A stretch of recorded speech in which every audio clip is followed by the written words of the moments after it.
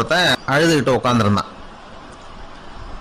பிச்சை எடுத்து சாப்பிட்ற ஒருத்தன் அந்த பக்கமாக வந்தான். இவனை பார்த்தான். ஏன் அழுதுகிட்டு உட்காந்துருக்கிற, என்னாச்சு உனக்கு அப்படின்னு கேட்டான். அதுக்கு இவன் சொன்னான், என்கிட்ட ஒன்றுமே இல்லை, நான் இந்த உலகத்தில் இருந்து என்ன பிரயோஜனம், அதனால தான் அழுதுகிட்டு இருக்கிறேன் அப்படின்னா.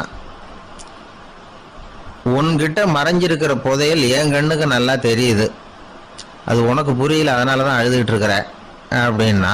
என்னது புதையல் இருக்குதா, உன் கண்ணுக்கு தெரியுதா அப்படின்னு கேட்டான். ஆமாம் எனக்கு தெரியுது, அந்த புதையலை நீ விற்கிறதுக்கு தயாராக இருக்கிறியா அப்படின்னு கேட்டான் இவன். இதை கேட்டதும் அந்த இளைஞனுக்கு ரொம்ப ஆச்சரியமாக போச்சு. என்னது இப்படி கேட்குறானே அப்படின்னு.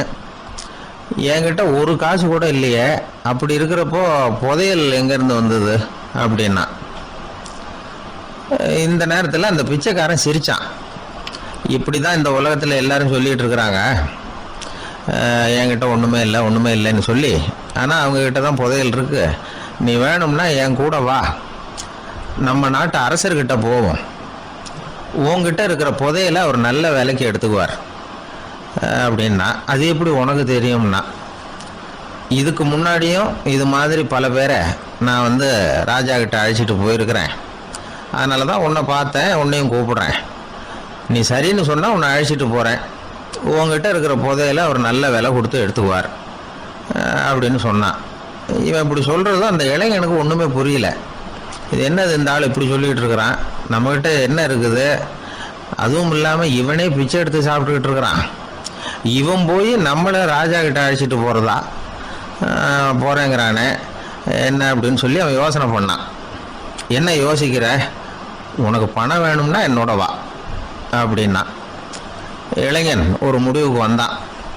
சரி, இங்கேயே உட்காந்துக்கிட்டு இருக்கிறத விட அங்கேயாவது போய் பார்ப்போமே, இங்கே அழுதுட்டு உட்காந்துருக்கிறதுல என்ன பிரயோஜனம், ஏதோ கூப்பிட்றான் போய் பார்த்துட்டு வருவோமே அப்படின்னு சொல்லி அவன் கூட புறப்பட்டான். பிச்சைக்காரன் முன்னாடி போயிட்டே இருக்கிறான், இந்த இளைஞன் பின்னாடி நடந்து போயிட்டுருக்கான். ரெண்டு பேரும் அரண்மனையை நோக்கி போகிறாங்க. பாதி வழி போயிருப்பாங்க. வழியில் அந்த பிச்சைக்காரன் சொன்னான், இதை பாரு, முன்னாடியே சில விஷயங்களை நாம் பேசிக்க வேண்டியிருக்கு, சரியாக தெளிவாக முடிவு எடுத்துக்கிட்டு அதுக்கப்புறம் ராஜா கிட்ட போகணும். ஏன்னா அங்கே போய் அது முடியாது இது முடியாதுன்னு நாம் நமக்குள்ளே சண்டை போட்டுக்கிட்டு இருக்க முடியாது. ராஜாவுக்கு விலையை பற்றி கவலையே இல்லை, எவ்வளவு சொன்னாலும் நமக்கு பணம் கிடைச்சிரும். ஆனால் அதுக்கப்புறம் நான் இதை விற்கிறதுக்கு தயாராக இல்லைன்னு சொல்லிடக்கூடாது. அதனால் புதையலை விற்கிறதா இல்லையாங்கிறத இங்கேயே தெளிவாக முடிவு செஞ்சுக்கணும், இல்லைன்னா ராஜா கிட்ட போய் அங்கே போய் குழப்பிக்கிட்டு இருக்க முடியாது அப்படின்னு சொன்னான். இளைஞனுக்கு ஒன்றுமே புரியல. என்ன சொல்கிற நீ, என்கிட்டயா புதையலா, எங்கே இருக்குது அப்படின்னு சொல்லி குழம்பி போனான். இப்போ அந்த பிச்சைக்காரன் சொன்னான், இதை பாரு, இப்போ உதாரணத்துக்கு உன்னுடைய கண்களை எடுத்துக்கோ, அதுக்கு நீ என்ன விலை கேட்டுற போகிற, நான் அதுக்கு ராஜா கிட்ட இருந்து ஒரு 50,000 ரூபா வாங்கி தர முடியும். உன்னுடைய இருதயத்தை கொடுக்குறியா, 20 லட்சம் ரூபா வாங்கி தரேன். மூளையை கொடுக்குறியா, 30 லட்சம் வாங்கி தரேன். என்ன சொல்கிற அப்படின்னு சொல்லி இந்த பிச்சைக்காரன் பேசிக்கிட்டே போகிறான். இளைஞனுக்கு கோபம் வந்துட்டுது. என்ன உளர்ற, உனக்கு என்ன பைத்தியமா, கண்ணையும் மூளையையும் இருதயத்தையுமா விற்பாங்க, என்ன விலை கொடுத்தாலும் அதையெல்லாம் நான் விற்கிறதுக்கு தயாராக இல்லை, நான் விற்க மாட்டேன், அதை கொடுத்துட்டு நான் என்ன பண்ணுறது, இப்படி நான் மட்டும் இல்லை யாருமே இதை விற்கிறதுக்கு தயாராக இருக்க மாட்டாங்க அப்படின்னு சொன்னான் அந்த இளைஞன். இவன் இப்படி சொன்னதும் அந்த பிச்சைக்காரன் வாய் விட்டு சிரிக்க ஆரம்பிச்சுட்டான். இப்போ பைத்தியமானது நானா நீயா, லட்சக்கணக்கான கோடிக்கணக்கான ரூபாய் பொறுமானம் உள்ள பொருள்களை உங்ககிட்டயே வச்சுக்கிட்டு விற்க முடியாதுன்னு சொல்கிற நீ தான் ஏழை, என்கிட்ட ஒன்றுமே இல்லைன்னு மரத்தடியில் உட்காந்து அழுதுகிட்டு இருக்கிறியே அப்படின்னு சொன்னான். இன்றைக்கி பார்த்தீங்கன்னா பல பேர் தன்கிட்ட புதைஞ்சிருக்கிற ஆற்றலை புரிஞ்சிக்க முடியாமல் அவதிப்பட்டுக்கிட்டு இருக்கிறாங்க. நம்மக்கிட்ட என்ன இருக்குங்கிறது அவங்களுக்கு தெரியறதில்ல, அதனால தான் என்கிட்ட ஒன்றுமே இல்லைன்னு சொல்லி அழுதுகிட்டு இருக்கிறாங்க. இதை விளங்க வைக்கிறதுக்கு பெரியவங்க சொல்கிற கதை இது. நம்மக்கிட்ட இருக்கிற புதையலை நாம் தான் தோண்டி எடுக்கணும். உண்மையான புதையலுங்கிறது உள்ளே இருக்குது, ஆனால் அதை வெளியில் தேடுற ஆசாமிகள் தான் அதிகம். சராசரி மனித இயல்பு அப்படி. நம்மக்கிட்ட விலை மதிக்க முடியாத பகுத்தறிவு இருக்குது, அதை வச்சுக்கிட்டு வாழ்க்கையில் முன்னேறதுக்கு முயற்சி பண்ணணும். என்கிட்ட ஒன்றுமே இல்லைன்னு நினச்சி ஓரமாக உட்காந்துடக்கூடாது. முயற்சி செஞ்சால் முடியாத காரியம் எதுவுமே இல்லை. ஒரு ரயில்வே ஸ்டேஷன் பக்கம் வெளியில் ஒரு டாக்ஸி நின்றுட்டு இருந்தது. அந்த பக்கமாக வந்த ஒருத்தர் டாக்ஸி டிரைவரை பார்த்து சொன்னார், ஐயா உங்கள் வண்டியில் பின் சீட்டில் ஒரு மணி பர்ஸு கிடக்கு, யாரோ மறந்து விட்டுட்டு போயிருக்கிறாங்க அப்படின்னாரு. இல்லை அது காலி பர்ஸு தான், நான் தான் அதை அங்கே போட்டு வச்சுருக்கிறேன்னாரு டிரைவர். ஏன்னு கேட்டார் அவர்.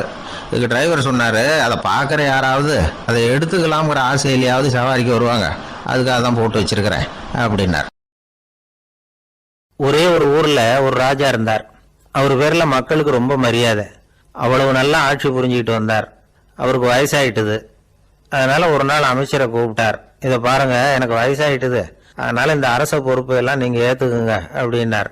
அதுக்கப்புறம் ராணியை கூப்பிட்டார். வா, நாம இனிமே இங்க இருக்க வேணாம், காட்டுக்கு போய் தவம் பண்ணலாம் அப்படின்னு கூப்பிட்டார். இந்த செய்தி மக்களுக்கு அறிவிக்கப்பட்டது. மக்கள் உடனே கூட்டம் கூட்டமா அரண்மனைக்கு வர ஆரம்பிச்சுட்டாங்க.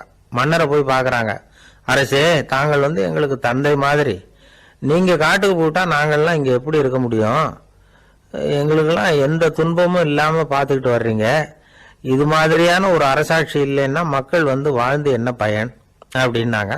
இருந்தாலும் என்ன பண்றது, வயசாயிட்ட காரணத்தினால இந்த முடிவுக்கு வர வேண்டி இருக்குது அப்படின்னாரா ராஜா. அப்படின்னா நீங்க காட்டுக்கு போக வேணாம், நாங்க போறோம். நாங்க அங்க போய் தவம் பண்றோம், வழிபாடு பண்றோம். கடவுள் வருவார், அவர்கிட்ட வரம் வாங்கிட்டு வந்துடுறோம் அப்படின்னாங்களாம். அப்படி சொல்லிவிட்டு உடனே எல்லாரும் காட்டுக்கு போனாங்க.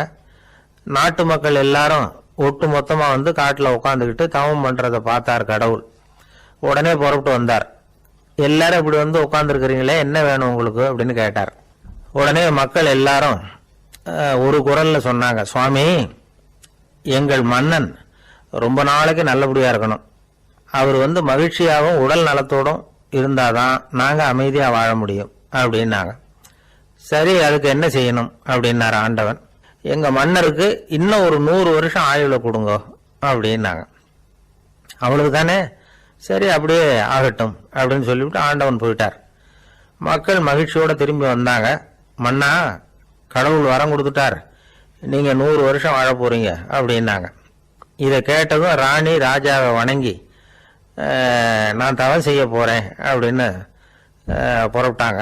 உடனே மக்கள் என்ன நினைச்சாங்க தெரியுமா? ஐயோ, நாம ராஜாவுக்கு மட்டும்தானே நீண்ட ஆயுள் வேணும்னு வரம் வாங்கணும், ராணிக்கு வாங்கலையே, அதுதான் கோபத்துல புறப்பட்டாங்க போல இருக்கு அப்படின்னு நினைச்சு வருத்தப்பட்டாங்க. ஆனா ராணி நினைச்சது அது இல்ல. ராணி போய் தவம் பண்ணாங்க, கடவுள் காட்சி கொடுத்தார். இவங்க கேக்குறாங்க, சுவாமி, ராஜாவுக்கு மட்டும் 100 வருஷம் ஆயுள்னு வரம் கொடுத்துட்டீங்க, அப்படின்னா குடிமக்களும் 100 வருஷம் இருக்கணும். இப்படிப்பட்ட குடிமக்கள் இல்லைன்னா அப்படிப்பட்ட அரசன் இருந்து என்ன பிரயோஜனம் அப்படின்னாங்களாம்.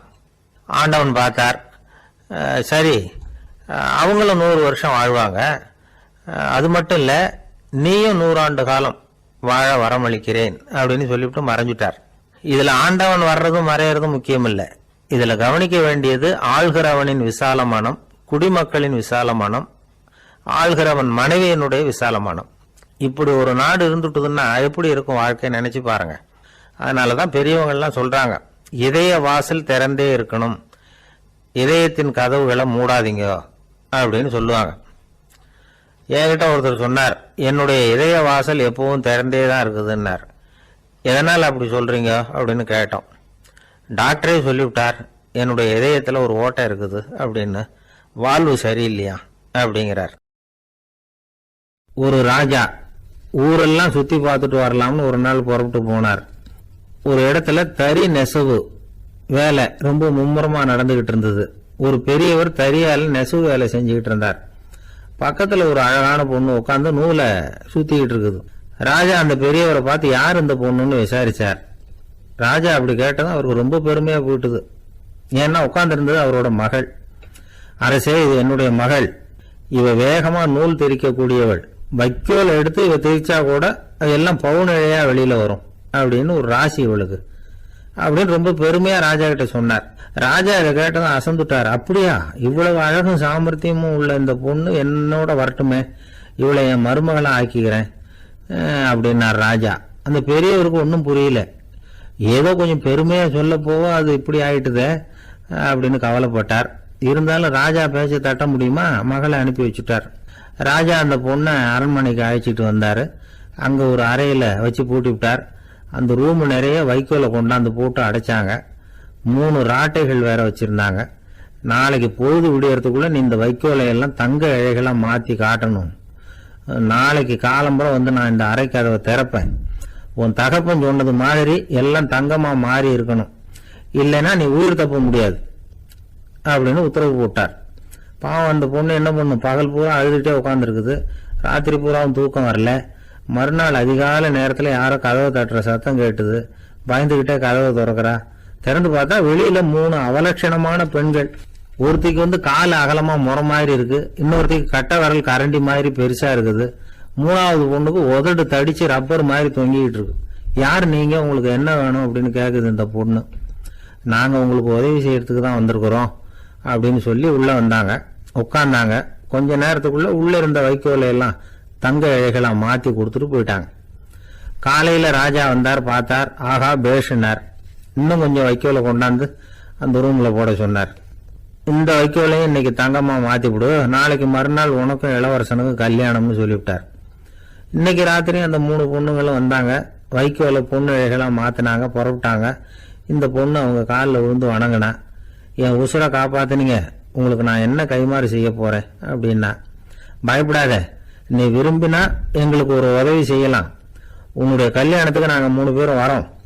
நீ எங்களை வந்து வரவேற்று ராஜா கிட்டையும் இளவரசர்கிட்டையும் நாங்க வந்து உன்னோட பெரியப்பா பொண்ணுங்கன்னு சொல்லி அறிமுகப்படுத்தி வை, நாங்க விருந்து சாப்பிட்டுட்டு போயிடுறோம் அப்படின்னாங்க. ரொம்பவும் சந்தோஷமா சரின்னு ஒத்துக்கிட்டா. கல்யாண நாள் வந்தது. கல்யாணம் ரொம்ப கோலாகலமா நடந்துகிட்டு இருக்கு. எல்லா தேசத்து ராஜா ராணிகளும் வந்துகிட்டு இருக்கிறாங்க. அந்த 3 அவலட்சணமான பொண்ணுங்களும் வந்து சேர்ந்தாங்க. யார் இவங்கன்னு கேட்டார் ராஜா. என் பெரியப்பா பொண்ணுங்க அப்படின்னா அந்த பொண்ணு. காலும் உதடும் கட்டை விரலும் ஏன் இப்படி உங்களுக்கு அவலட்சணம் ஆயிட்டுது அப்படின்னு கேட்டார். அதுக்கு அந்த பொண்ணுங்க பதில் சொன்னாங்க. என்ன செய்யறது, ஓயாம வைக்கோல நூற்று ஒருத்தியோட கட்டை விரல் அப்படி கரண்டி மாதிரி ஆயிட்டுது, நாக்கில் தொட்டு தொட்டு திரிச்சதுனால ஒருத்தியோட உதடு அப்படி ஆயிட்டுது, காலால கட்டையை அழுத்தி அழுத்தி தறி போட்டதுனால இன்னொருத்தையோட கால் அப்படி ஆயிட்டுது. உங்க மருமகளா வந்திருக்கிற இந்த பொண்ணு அந்த 3ஐயுமே செய்ய தெரிஞ்சவ தான். என்ன ஆக போகுதோ இன்னும் கொஞ்ச நாள்ல அப்படின்னாங்க. அவ்வளவுதான். ராஜா பயந்துட்டார். அம்மா, இன்னையிலிருந்து நீ இளவரசனின் மனைவி, நீ எப்பவும் அழகா இருக்கணும், அதனால நீ இனிமே வைக்கோலை திரிக்கவே கூடாது அப்படின்னு உத்தரவு போட்டார். அவளை இக்கட்டான சூழ்நிலையிலிருந்து காப்பாத்தின அந்த 3 பொண்ணுங்களும் சந்தோஷமா திரும்பி போயிட்டாங்களாம். சுவாமி சின்மயானந்தர் இந்த கதையை சொல்லி இருக்கிறார். தன்னலம் மறந்து சுயலாபத்தை வந்து தியாகம் செய்யறது வைக்கோல்ல இருந்து தங்க இழைய நூக்கிறது மாதிரி அப்படிங்கிறார் அவர். அது இருக்கட்டும், இப்ப நம்ம கதைக்கு வருவோம். ஒரு ராஜா தன்னோட மகனுக்கு சுயவரம் நடத்தினார். எல்லா தேசத்தில இருந்தும் ராஜகுமாரர்கள் வந்திருந்தாங்க.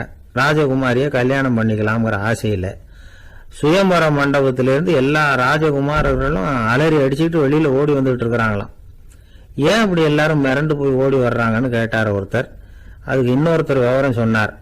ராஜகுமாரியை இன்னைக்குதான் அவங்க நேர்ல பார்த்தாங்களாம், அதுதான் அப்படி ஓடி வந்துட்டு இருக்கிறாங்க அப்படின்னார். காசி மாநகரத்தை பிரம்மதத்தன் அப்படிங்கிற ராஜா ஆட்சி பண்ணிட்டு வந்தார். அவர் ஒவ்வொரு வருஷமும் ஒரு திருவிழா நடத்துறது வழக்கம். எல்லா தேசத்திலிருந்தும் எல்லா வகையான ஜனங்களும் அதுல வந்து கலந்துக்குவாங்க. ஒரு சமயம் அது மாதிரி விழா நடந்துகிட்டு இருந்தது. வைகுண்டத்திலிருந்து தேவலோகத்திலிருந்து நிறைய தேவகுமாரர்கள்லாம் காசி நகருக்கு அப்போ வந்திருந்தாங்க. அதுல முக்கியமா ஒரு 4 தேவகுமாரர்கள். அந்த 4 பேரையும் சுத்தி ஏகப்பட்ட கூட்டம். அப்படி என்ன விசேஷம் அவங்க கிட்ட அப்படின்னா, மற்றவங்களை விட அவங்க முகம் அழகா இருந்ததா அப்படி பார்த்தா அப்படியும் இல்லை. அவங்க அணிஞ்சிருந்த மலர் மாலைகள் தான் அதுக்கு காரணமா. அந்த மலர்கள்ல இருந்து அப்படி ஒரு அபூர்வமான நறுமணம். இதுக்கு முன்னாடி இப்படி ஒரு நறுமணத்தை அந்த ஊர் ஜனங்க அனுபவிச்சதே இல்லை. அதுதான் அந்த 4 பேரையும் சுத்தி கூட்டம். எல்லாரும் கேள்வி கேட்க ஆரம்பிச்சாங்க. உடனே அந்த 4 தேவகுமாரர்களும் எல்லாருக்கும் தெரியும்படியா வானத்துல எழும்பி கொஞ்சம் உயரமா நின்றுகிட்டாங்க. கீழே நின்றுகிட்டு இருந்த அரசன்ல இருந்து ஆண்டி வரைக்கும் ஒருத்தர் பாக்கி இல்லாம ஒரே குரல்ல எல்லாரும் அவங்கள பார்த்து, எங்களுக்கும் இது மாதிரி மாலையை போட்டுக்கணும்னு ஆசையா இருக்கு, அதுக்கு நீங்க தான் அருள் பண்ணணும் அப்படின்னு கேட்டுக்கிட்டாங்க. மாலை போட்டுக்கிறதுன்னா எல்லாருக்கும் ஆசையா தானே இருக்கும். அந்த 4 தேவகுமாரர்கள்ல ஒருத்தர் புத்தர் பிரான். அவர் சொன்னார், பூலோகவாசிகளே, நான் சொல்றத கொஞ்சம் பொறுமையா கேளுங்க. கக்காரு அப்படிங்கிற கற்பக விருஷத்தின் மலர்களால தொடுக்கப்பட்டது இந்த மாலை. இதுக்கு நிறைய சக்தி உண்டு. எந்த காலமும் இது வாடாது, வாசனையும் குறையாது. ஆனா இத அணிந்து கொள்றதுக்கு சில தகுதிகள் தேவை அப்படின்னார். என்ன தகுதி அது சொல்லுங்களேன் அப்படின்னு ஏக காலத்துல எல்லாரும் சத்தம் போட்டாங்க. தீய இயல்புகள் உள்ளவங்க, இழிந்த சிந்தனை, இழிந்த செயல் உள்ளவங்க இந்த மாலையை அணிய முடியாது அப்படின்னார். அவ்வளவுதான். கூட்டத்துல சத்தம் போட்டவங்கெல்லாம் மெதுவா அப்படி அடங்க ஆரம்பிச்சிட்டாங்க. இன்னொரு தேவகுமாரன் சொன்னார், அடுத்தவங்க பொருளை அபகரிக்காதவன், அடுத்தவங்களுக்கு கெடுதல் பண்ணக்கூடிய பொய் பேசாதவன், பேராசையினால கெட்ட வழியில பொருள் ஈட்ட நினைக்காதவன் இந்த மாலையை போட்டுக்கலாம் அப்படின்னார். கூட்டத்திலிருந்து யாரும் முன்னுக்கு வரல. ஒரே ஒரு ராஜகுரு மட்டும் கொஞ்சம் முன்னாடி வந்தார். பெரியவர், படித்தவர். அவர், எனக்கு தகுதி இருக்குது அந்த மாலையை போட்டுக்கிறதுக்கு அப்படின்னார். வேற ஒன்றும் இல்லை, பொய் சொல்லியாவது அந்த மாலையை வாங்கிக்குவோமே அப்படின்னு முடிவு பண்ணிட்டார் அவர். அவ்வளவுதான், மாலையை வாங்கிட்டார். அடுத்த தேவகுமாரன் பேசினார். யாருக்கு திடமான அறிவும் மனமும் இருக்குதோ, யாருக்கு நல்ல காரியங்கள்ல அசையாத ஈடுபாடு இருக்குதோ, நல்ல அரிய பொருள்களை தனியா தான் மட்டும் அனுபவிக்க விரும்பாதவர் யாரோ அவரு முன்னாடி வந்து இந்த மாலையை வாங்கிக்கலாம் அப்படின்னார். அந்த தகுதியும் எனக்கு இருக்குன்னார் ராஜகுரு. மாலையை வாங்கி போட்டுக்கிட்டார். இன்னொரு ராஜகுமாரன் பேச ஆரம்பிச்சார். அறநெறியில செல்வம் சேர்க்கணும், ஆடம்பர பொருள்களுக்கு அடிமையாகக்கூடாது, வெற்றி அடைஞ்சாலும் கருவம் வரக்கூடாது, அப்படிப்பட்டவங்க இந்த மாலையை போட்டுக்கலாம்னார். துணிஞ்சு போய் சொல்லி அதையும் வாங்கி கழுத்துல போட்டுக்கிட்டார் இந்த ராஜகுரு. இன்னொரு ராஜகுமாரன் சொன்னார், சான்றோர்களை நிந்திக்காதவங்க, புறம் பேசாதவங்க இந்த மாலையை போட்டுக்கலாம்னார். அதையும் வாங்கி போட்டுக்கிட்டார். திருவிழா முடிஞ்சது, எல்லாரும் திரும்பி போயிட்டாங்க. மறுநாள் ராஜகுரு 4 மாலைகளையும் போட்டுக்கிட்டு ராஜசபைக்கு வரார். வந்தவர் ரொம்ப அவஸ்தையோட வர்றார். மாலையெல்லாம் வாடி போயிட்டுது, வாசனை எதுவும் கிடையாது. அது மட்டும் இல்ல, அவருக்கு கடுமையான தலைவலி வேற வந்துட்டுது. துடிச்சு போயிட்டார். மாலையை கழட்டவும் முடியல. ஜனங்கள்லாம் அவரை பார்த்து சிரிக்க ஆரம்பிச்சுட்டாங்க. என்னத்துக்கு ஆசைப்படணும், ஏன் இப்படி கஷ்டப்படணும் அப்படின்னு. ராஜா பார்த்தார். மறுபடியும் விழாவுக்கு ஏற்பாடு பண்ணினார். தேவகுமாரர்கள்லாம் வந்தாங்க. ராஜகுரு வந்தார். மக்கள் முன்னிலையில அவங்க காலில் விழுந்தார், மன்னிப்பு கேட்டுக்கிட்டார். இந்த மாலையை போட்டுக்கிற தகுதி எனக்கு இல்லை. தகுதி இல்லாத ஒருத்தன் தகாத தகுதியை பொய் மூலம் பெறணும்னு ஆசைப்படுறாங்களே, அவங்களுக்கெல்லாம் என்னுடைய தண்டனை ஒரு எச்சரிக்கையா இருக்கட்டும்னார். அதுக்கப்புறம் தேவகுமாரர்கள் அவர் கழுத்தில் இருக்கிற மாலையை கழட்டினாங்களாம். அந்த மாலைகளும் பழையபடி மனம் கொடுக்க ஆரம்பிச்சுட்டு தான். இதுல இருந்து நாம தெரிஞ்சுக்க வேண்டியது என்னன்னா, நமக்கு தகுதி இல்லாத ஒரு கௌரவம் நம்ம கிட்ட தானா வந்தா கூட அதை தவிர்த்து விடுறதுதான் நல்லது. அதுதான் புத்திசாலித்தனம். ஒருத்தர் வந்தார், சார் எங்க இலக்கிய மன்ற விழாவுக்கு நீங்க தலைமை தாங்கணும்னார். உடனே இவர் சொன்னார், பேச்சாளர், சார் இலக்கியத்தை பத்தி பேசுற தகுதி எனக்கு இல்லையே அப்படின்னார். உடனே அவர் கூப்பிட வந்தவர் சொன்னார், அந்த தகுதி உங்களுக்கு இல்லைங்கிறது எங்களுக்கும் தெரியும் சார், அதனாலதான் உங்களை தலைமை தாங்க கூப்பிடுறேன் அப்படின்னார். அது சரி, தலைமைன்னா அதுக்கு இவர் என்னதான் அர்த்தம் பண்றாருன்னு தெரியல. ஒரு ஊர்ல ஒரு ராஜா இருந்தார். அவர் அடிக்கடி காட்டுக்கு வேட்டையாட போவார். சில நண்பர்களையும் கூட அழைச்சிக்கிட்டு போவார். காட்டுக்கு போனதும் ஆளுக்கு ஒரு பக்கமா போய் வேட்டையாடுவாங்க. சாயந்தரமா திரும்பி வருவாங்க. மறுநாள் அரண்மனையில் உட்காந்து ஒவ்வொருத்தரும் அவங்க அனுபவங்களை எல்லாம் சொல்லிக்குவாங்க. அவங்க வீரத்துக்கு தகுந்த மாதிரி பரிசை அந்த ராஜா கொடுப்பார். இது மாதிரி ஒரு தடவை எல்லாரும் வேட்டைக்கு போட்டு திரும்பி வந்ததும் உட்காந்து பேச ஆரம்பிச்சிருக்கிறாங்க. ஒருத்தன் சொன்னா தன்னுடைய வீர செயலை பத்தி அளக்க ஆரம்பிச்சுட்டான். ஏன்னா அதுக்கு பரிசு கிடைக்க போகுதுல்ல, அதனால. அவன் என்ன சொன்னான் தெரியுமா? அரசே, நேற்றுக்கு காட்டுல என்ன ஆச்சு தெரியுமா? எனக்கு நேரா ஒரு சிங்கம் வாயை திறந்துட்டு வந்துட்டுது. நான் பயப்படவே இல்லை. உடனே ஒரு கல்லை எடுத்து குறி பார்த்து வீசினேன்.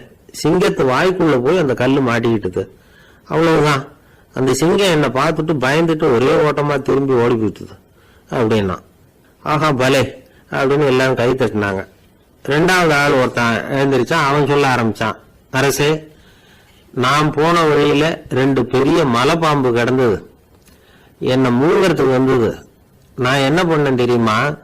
அந்த 2 பாம்போட வாலையும் ஒன்னா சேர்த்து முடிச்சு போட்டுட்டேன். அவ்வளவுதான். அது அங்க இருக்கு, இது இங்க இருக்க, முடிச்சு நல்லா இறுகி போட்டுது அப்படின்றான். ஆஹா அற்புதம்னு சொல்லி எல்லாரும் கை தட்டினாங்களாம். அடுத்தபடியா 3வது ஆள் ஒருத்தன் வந்தான். அவன் சொல்ல ஆரம்பிச்சான், மன்னா, நான் போன பாதையில குறுக்க ஒரு ஆறு, அதுல இறங்கி குளிச்சேன். யாரோ காலை பிடிச்சி இழுக்கிறது மாதிரி இருந்தது. திரும்பி பார்த்தா ஒரு பெரிய முதலை. நான் உடனே அப்படியே ஒரு துள்ளல் துள்ளி அது முழுவில் போய் உட்காந்துக்கிட்டேன். அதை அப்படியே கரைக்கு நீந்த வச்சேன். கரைக்கு வந்து சேர்ந்ததும் அப்படியே ஒரே துள்ளி குதிச்சு கரைக்கு வந்துட்டேன் அப்படின்றான். அவன் தன்னுடைய வீரத்தை அப்படி சொல்லியிருக்கான். அடடா எப்பேற்பட்ட வீரம் அப்படின்னு எல்லாரும் கை தட்டினாங்களாம். 4வது ஆள் எழுந்திரிச்சான். மண்ணா, நான் போன இடத்துல ஒரு கரடி வந்து என்னை துரத்த ஆரம்பிச்சுட்டுது. நான் ஒரு மலை உச்சிக்கு வந்துட்டேன். அதுக்கப்புறம் ஒரு அடி எடுத்து வச்சாலும் அதில் பாதாளத்தில் விழ வேண்டியதுதான். அந்த நேரம் பார்த்து ஒரு பெரிய ராட்சச கழுகு அந்த பக்கமா பறந்து வந்தது. நான் உடனே அப்படியே உயர எழும்பி அந்த கழுகோட காலை பிடிச்சிக்கிட்டேன். அப்படியே தொங்கிக்கிட்டே வந்தேன். ஒரு நல்ல இடம் வந்ததும் தொப்புன்னு கீழே குதிச்சு நடந்து வந்துட்டேன். இதுக்கும் எல்லாரும் கை தட்டுறாங்க. கடைசியா ஒரு ஆள் எழுந்திரிச்சான். அரசே, நான் வந்து போன வழியில ஒரு பெரிய யானை குறுக்க வந்தது. பயங்கரமா சத்தம் போட்டுக்கிட்டே வந்தது. நான் பயந்து ஓடல. உடனே என்ன பண்ணேன் தெரியுமா? அந்த யானையோட வாலை பிடிச்சி தூக்கினேன். தலைக்கு மேல தூக்கி கரன்னு சுத்தினேன். வேகமா சுத்தி வீசி எறிஞ்சேன். அவ்வளவுதான். அதே ஸ்பீட்ல அந்த யானை மேல போக ஆரம்பிச்சுட்டுது.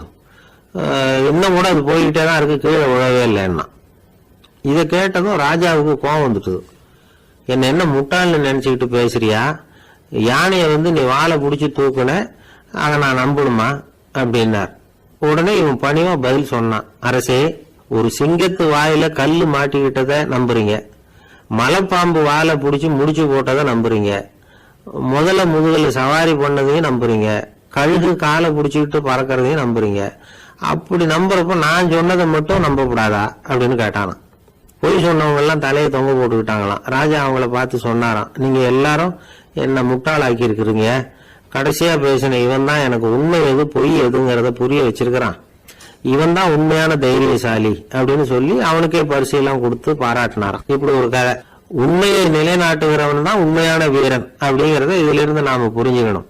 இந்த காலத்துல எல்லாம் பொய் சொன்னாதான் பழைக்க முடியுங்கிறது ஒரு சில பேரோட நம்பிக்கை.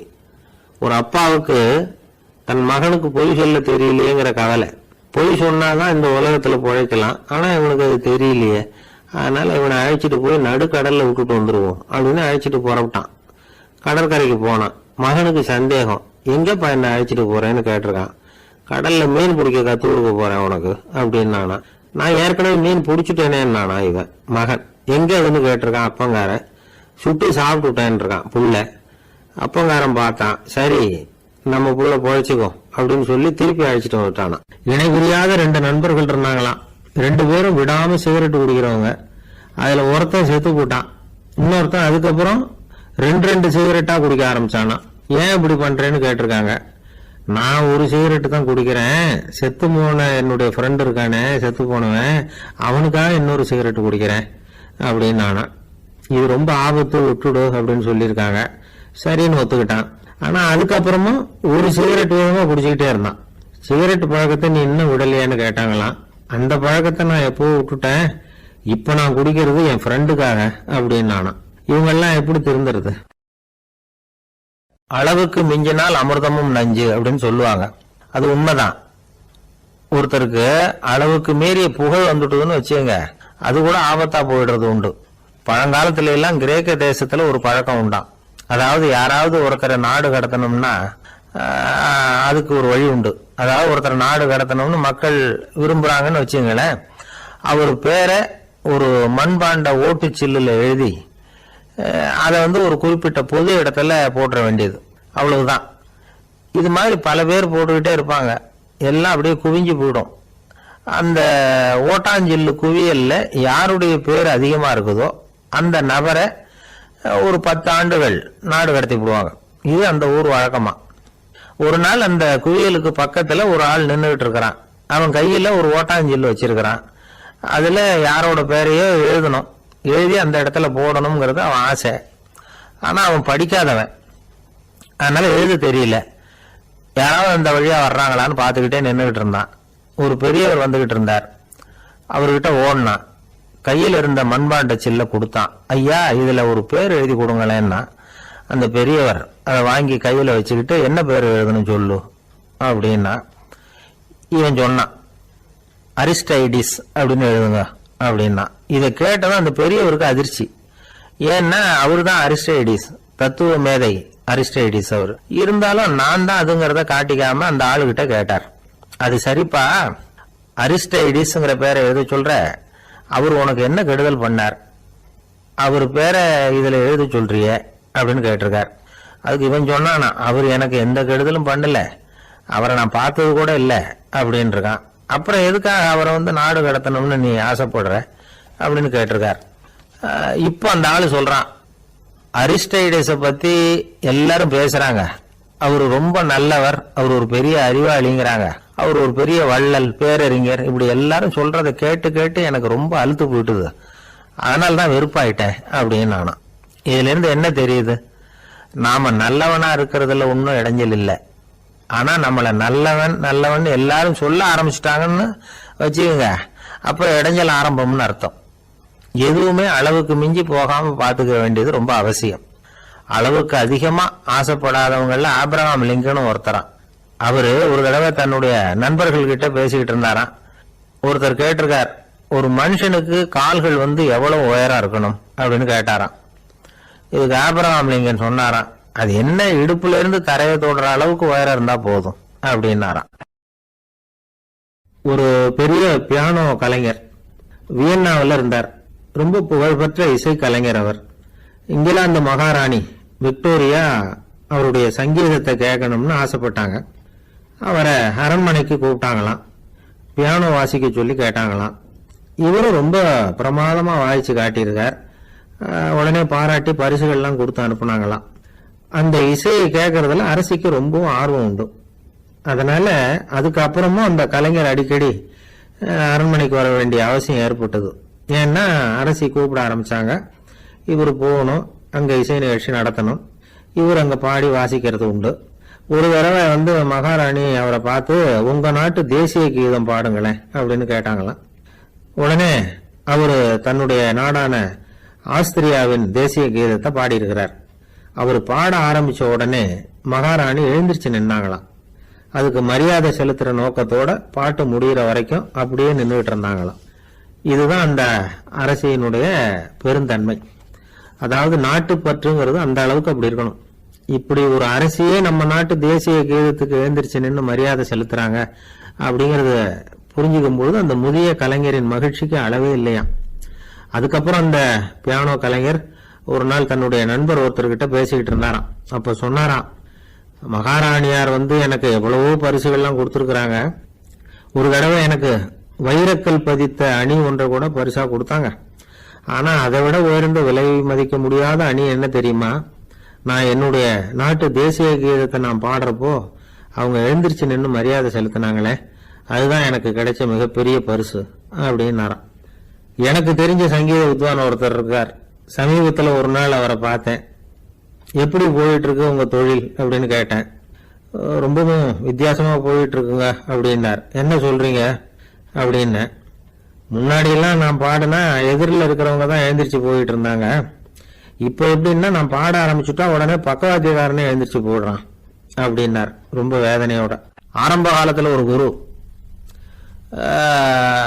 அப்போ ஒரு சீடன் இருந்தான். அது வேடிக்கையான குரு, வேடிக்கையான சீடன். ஒரு ஆசிரமம். ஒரு நாள் ஒருத்தன் அவசரமா அந்த குருவை தேடி வந்திருக்கிறான். என்ன விஷயம்னு விசாரிச்சார் குரு. உங்க சீடர் என்ன அடிச்சுட்டார் அப்படின்னு புகார் பண்ணானா அந்த ஆள். குரு சீடனை கூப்பிட்டார். அடிச்சியா இந்த ஆளை அப்படின்னு கேட்டாராம். ஆமான் இருக்கான் சீடன். ஏன் அடிச்சே அப்படின்னு கேட்டாராம். இந்த ஆள் உங்களை பத்தி மட்டமா பேசிவிட்டான், என்னால அது தாங்கிக்க முடியல, அதனாலதான் அடிச்சுட்டேன் இருக்கான். அப்படி என்ன பேசினா அப்படின்னு கேட்டாராம். உன்னுடைய குருநாதர் இப்பெல்லாம் அர்த்தமில்லாம பேச ஆரம்பிச்சுட்டார் அப்படின்னு சொல்லிவிட்டான், அதனாலதான் அடிச்சுட்டேன் அப்படின்னு நானா. அதுக்காக அடிச்சே அப்படின்னாராம்.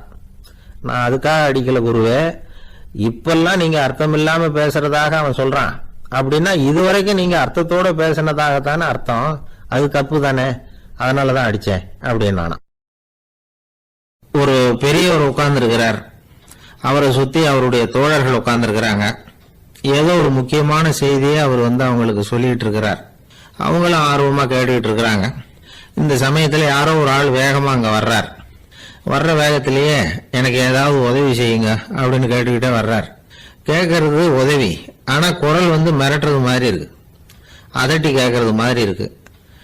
இதை கேட்டது அந்த பெரியவர் ஆத்திரப்படலை, ஆனா அவரை சுத்தி இருந்தவங்க ஆத்திரப்பட்டாங்க. இதை பெரியவர் கவனிச்சார். கொஞ்சம் அமைதியா இருங்கன்னார். வந்தவரை கூப்பிட்டார். அவருக்கு சில பொருள்களை கொடுத்தார். என்னங்க இப்போ உங்களுக்கு மகிழ்ச்சி தானே அப்படின்னார். அப்படின்னு அலட்சியமா அவர் சொல்றார்.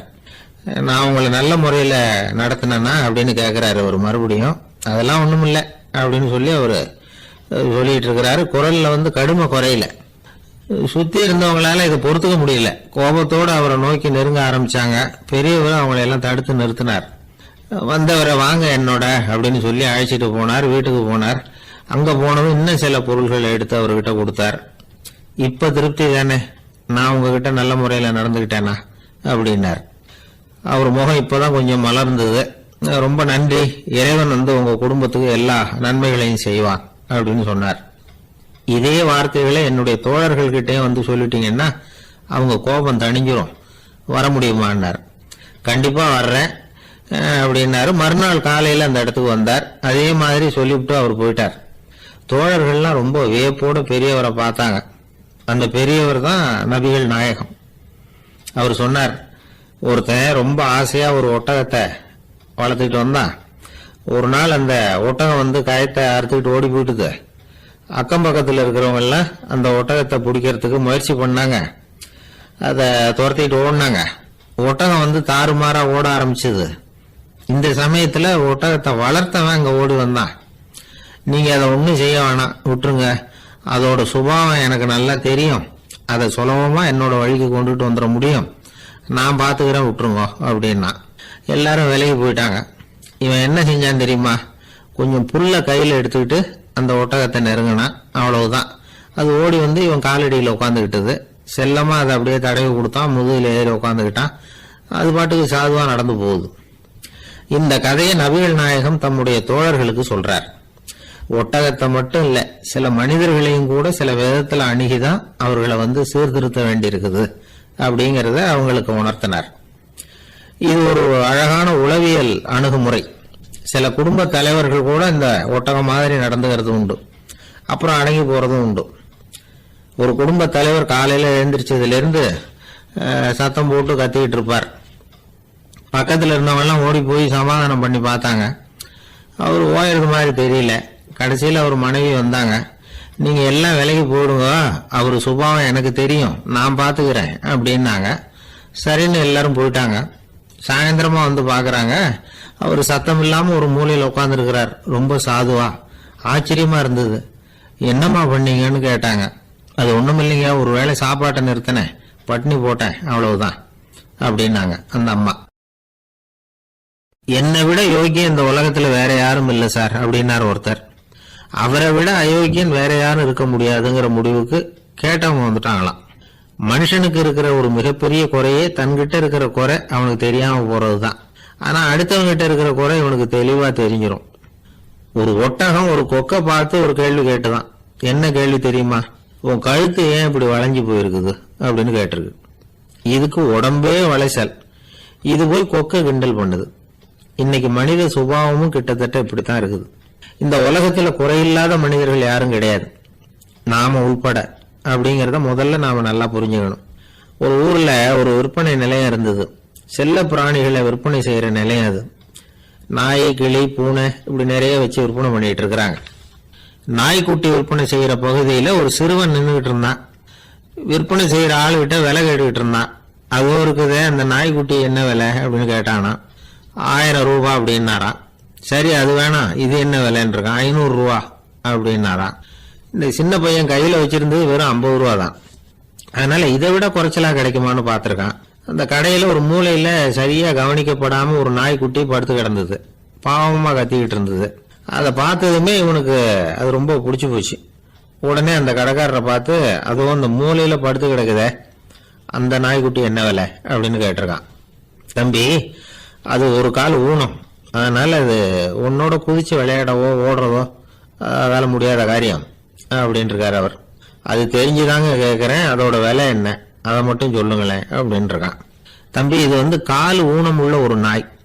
இதை போய் காசு கொடுத்து வாங்கறதுக்கு யாராவது பிரியப்படுவாங்களா? இதை நான் உனக்கு இலவசமாவே தர்றேன், எடுத்துட்டு போ அப்படின்னாராம். இதை கேட்டதும் அந்த சிறுவனுக்கு கோவம் வந்துட்டுதான். நீங்க ஒன்னும் சும்மா கொடுக்க வேணாம், இந்தாங்க 50 ரூபா, இதை வச்சுக்கிட்டு நாய்க்குட்டியை கொடுங்க அப்படின்னு இருக்கான். அவருக்கு ஒன்றும் புரியல, ஆச்சரியமா இருந்தது.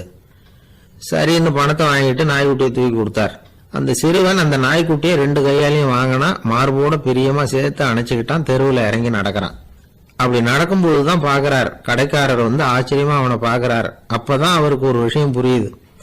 அந்த சிறுவன் தெருவில் நாய்க்குட்டியை மார்போட அணைச்சுக்கிட்டு விந்தி விந்தி நடந்து போய்கிட்டு இருக்கிறான். ஆமா, அவனுக்கும் ஒரு கால் ஊனம். இந்த நாய்க்குட்டியை யாருமே வாங்க மாட்டாங்கன்னு நினைச்சுக்கிட்டு இருந்தார். குறையுள்ள அதுக்கும் ஒரு எஜமானன் கிடைச்சுட்டான். அதனால ஊனம் ஒரு குறை இல்லை அப்படிங்கிற உண்மையை அந்த கடைக்காரர் புரிஞ்சுக்கிட்டாராம். நம்மால் ஒருத்தர் கொஞ்சம் வயசானவர், எழுந்திரிச்சு சரியா நடக்க முடியாது, சாய்வு நாற்காலியிலேயே எப்பவும் உட்கார்ந்துருப்பார். அவரு தனக்கு துணையா ஒரு நாயை பக்கத்துல வச்சிருந்தார். அதுவும் ரொம்ப வயசான ஒரு நாய், எழுந்திரிக்கவே சிரமப்படும், நடக்கவும் முடியாது. அவர் பக்கத்திலே இதுவும் சோர்ந்து போய் படுத்து கிடக்கும். அந்த பெரியவரை பார்க்க வந்த ஒருத்தர் கேட்டார், ஏங்க, ஒரு சின்ன பையனை உங்களுக்கு துணையா வச்சுக்க கூடாதா? இந்த நாயை உங்களுக்கு பாதுகாப்பா வச்சிருக்கிறீங்களே, உங்களுக்கு ஒரு ஆபத்துன்னா இது எப்படி உங்களுக்கு உதவ முடியும் அப்படின்னார். அப்ப அவரு சொன்னாராம், எனக்கு ஒரு ஆபத்துன்னா அந்த சமயத்துல இந்த நாய் என்னை தனியா விட்டுட்டு ஓடி போயிடாம இருக்கணும்ல, அதுக்காகத்தான் இதை நான் வச்சிருக்கிறேன் அப்படின்னாராம். ஒரு ஜென் துறவி, அவருக்கு ரொம்ப வயசாயிட்டது, கடைசி காலம். நண்பர்களை எல்லாம் கூப்பிட்டார். நண்பர்களே, நான் வந்து வித்தியாசமான முறையில் சாகணும்னு ஆசைப்படுறேன், அதுக்கு ஏதாவது யோசனை சொல்லுங்களேன் அப்படின்னு கேட்டாராம். நண்பர்கள் சிரிச்சாங்க. என்ன பேச்சு பேசுறீங்க, சாவறதுங்கிறது என்ன விளையாட்டுத்தனமான காரியமா அப்படின்னு கேட்டிருக்காங்க. அந்த துறவி கொஞ்ச நேரம் யோசனை பண்ணார். அப்புறம் கேட்டாராம், இதுவரைக்கும் யாராவது நடந்துகிட்டே இறந்துருக்கிறாங்களா அப்படின்னாராம். எல்லாரும் இல்லைன்னாங்களாம். ஒருத்தர் மட்டும் சொல்லியிருக்கார், அப்படியும் ஒருத்தர் இறந்துருக்கிறதாக ஒரு கதையில படிச்சிருக்கிறேன், ஒரு ஞானியால தான் அப்படியெல்லாம் செய்ய முடியும் அப்படின்னு அவர் சொன்னாராம். சரி, அப்படின்னா அந்த முறை நமக்கு வேணாம், நின்றுகிட்டே யாராவது உயிரை விட்டுருக்காங்களா அப்படின்னு விசாரிச்சாராம். அப்படியும் ஒருத்தர் இறந்திருக்கிறார் அப்படின்னாங்களாம். மறுபடியும் அந்த துறவி யோசனை பண்ணியிருக்கிறார், ஏதாவது வித்தியாசமான முறையில் நாம் வந்து போகணும் அப்படிங்கிறது அவருடைய விருப்பம். மனிதன் எப்படி வாழ்கிறானோ அப்படி இறப்பது தான் நல்லது. சரி, யாராவது தலைகீழா வந்து யோகம் செய்யும் நிலையில இறந்துருக்கிறாங்களா அப்படின்னு விசாரிச்சாராம். நண்பர்கள் சிரிச்சாங்க. தலைகீழா நின்னபடி இறந்ததாக நாங்கள் கேள்விப்பட்டதே இல்லை, அது முடியாத காரியம் அப்படின்னு இருக்காங்க. இப்போ அந்த துறவிக்கு திடீர்னு உற்சாகம் வந்துட்டுது. உடனே எழுந்திரிச்சார், தலைகீழா நின்னார், அப்படியே உயிரை விட்டுட்டார். அவ்வளவுதான். அந்த மடாலயத்தில் ஒரே குழப்பம், எப்படி அவரை கீழே இறக்கி படுக்க வைக்கிறது அப்படின்னு புரியல. இப்படி உயிர் விடுறதை பற்றி அவங்க இதுவரைக்கும் கேள்விப்பட்டதும் இல்லை.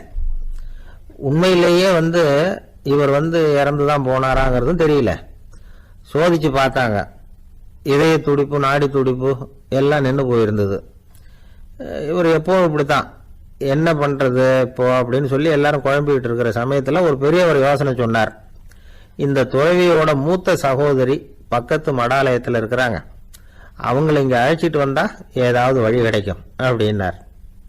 அந்த அம்மாவுக்கு 90 வயசு. அழைச்சிட்டு வந்தாங்க.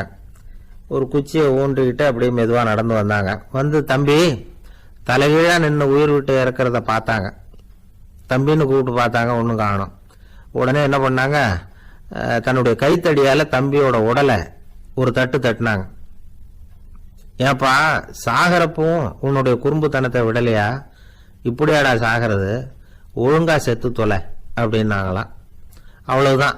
உடனே அந்த துறவி திரும்பி நேரா நின்னார். அக்கா, கோவப்படாத, நான் ஒழுங்கா சாகிறேன், எப்படி செத்தா என்ன, எல்லாம் எனக்கு ஒண்ணுதான் அப்படின்னு சொல்லிவிட்டு அப்படியே தரையில படுத்து உயிரை விட்டாராம்.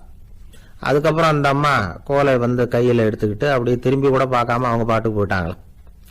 மரணத்தை ஒரு விளையாட்டாக ஆக்கிய அந்த துறவிக்கு வாழ்க்கையே ஒரு விளையாட்டா தான் இருந்திருக்குது. எந்த நோக்கமும் இல்லாம செயல்படுறதுன்னா என்னங்கிறதும் அவருக்கு தெரிஞ்சிருக்குது. பயனை எதிர்பார்க்காம பணி செய்து வாழ்ந்து மறைந்த மகான் அவர். தம்முடைய தொழிலை வந்து விளையாட்டு போல செய்ய தெரிஞ்சவருக்கு வாழ்க்கையே ஒரு விளையாட்டா மாறிடும். எல்லாமே விளையாட்டாகி விடுகிற போது மரணமும் விளையாட்டாகிவிடும் அப்படிங்கிறது தான் அந்த தத்துவம். ஆனா அதுக்கு முன்னாடி உங்களுக்குள்ள இருக்கிற உண்மையான நடிகனை வந்து நீங்க அடையாளம் கண்டுபிடிக்கணும். நீங்க நடிக்க வேண்டியதே இல்லை, நீங்க ஏற்கனவே நடிச்சுக்கிட்டு தான் இருக்கிறீங்க. நீங்க இந்த உண்மையை தெரிஞ்சுக்கணும், அவ்வளவுதான். இதுதான் ஞானிகளுடைய கருத்து.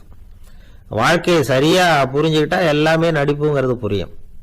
கல்யாண பத்திரிக்கை அனுப்பியிருந்தேனே, ஏன்டா வரலன்னு கேட்டான் ஒருத்தன். வந்திருந்தேனே அப்படின்னானா இவன். டேய், ஏன்டா போய் சொல்ற, நான் பத்திரிக்கையே உனக்கு அனுப்பலையே அப்படின்ட்டுருக்கான் அவன். அதுக்கு இவன் சொன்னானா, பத்திரிக்கை அனுப்புனேன்னு நீ போய் சொல்றப்போ கல்யாணத்துக்கு வந்தேன்னு நான் போய் சொல்லக்கூடாதா அப்படின்னானா. இன்று ஒரு தகவல் வழங்க வந்திருக்கிறார் அண்ணன் தென்கட்சி சாமிநாதன் அவர்கள். அகில இந்திய வானொலி நிலையத்தின் வரலாற்றை புரட்டி பார்க்கிற போது பலர் பணியாற்றி இருக்கிறார்கள் என்றாலும் வரலாற்றில் வாழ்கிறவர்கள் மிக குறைவானவர்கள். அந்த வரலாற்றில் தென்கட்சி சாமிநாதனுக்கு ஒரு பெரிய இடம் உண்டு. உங்க பார்த்திருக்கீங்க, ரொம்ப சாதாரணமானவரு. அந்த இன்று ஒரு தகவலை கேட்டவங்களுக்கு தெரியும், ரொம்ப சாதாரணமான நடையில பேசுவாரு. பேசிக்கிட்டே இருக்கும்போது எங்க முடிக்கிறாருன்னு தெரியாது. அந்த முடிக்கிறதுலதான் அண்ணன் சாமிநாதன் வாழ்ந்து கொண்டிருக்கிறார். மிகப்பெரிய தொழில்நுட்பம். அவர் காலையில 6:30 மணிக்கு வானொலி நிலையத்தில் இருப்பார். யாரும் வரமாட்டாங்க. கடற்கரை ஓரத்துல தான் தங்கி இருப்பாரு. எளிமையான வீடு, எளிமையான மனிதர், எதுக்கும் பயப்பட மாட்டார். அவர் பாத்தீங்கல்ல, வானொலி நிலையத்துக்கு நேர்முக பேட்டிக்கு போனாரு. கேட்டாங்க, என்னங்க இப்படி வந்திருக்கிறீங்க, நீங்க ஒரு மத்திய கவர்மெண்ட்ல வேலை செய்ய போறீங்க, வேலை எனக்கு கொடுக்குறியா என் சட்டைக்கு கொடுக்குறியான்னு கேட்டவர். என் தோற்றத்துக்கு கொடு, நான் எழுதுவேன், எழுத்தாற்றல் இருக்குன்னு சொன்னவர் அண்ணன் தென்கட்சி சாமிநாதன் இன்று ஒரு தகவலோடு வருகிறார்.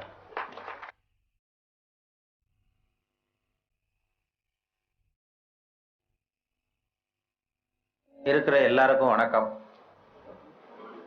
நான் இப்பொழுதுதான் முதல் தடவையாக இந்தியாவை விட்டு வெளியில வந்திருக்கிறேன். அதுவும் உங்கள் ஊருக்கு வந்ததில் ரொம்ப சந்தோஷம், மகிழ்ச்சி.